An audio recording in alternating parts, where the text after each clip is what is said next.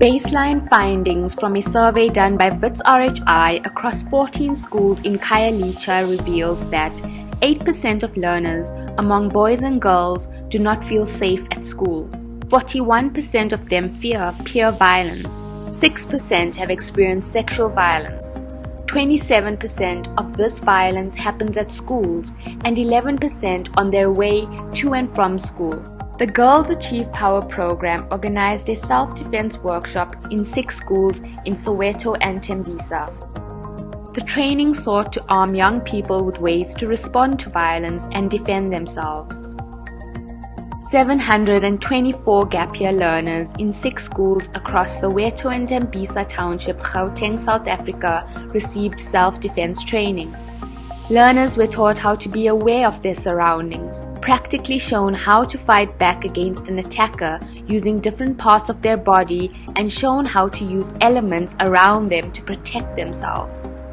Following the analysis of pre- and post-training tests, it is evident that learners already had some information on self-defense, which was improved after the self-defense training.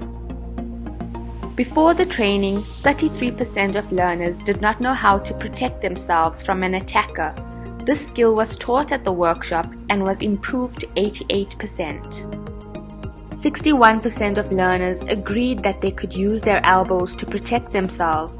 This increased to 83% after the training. 61% of learners said that they did know how to defend themselves if an attacker comes from behind.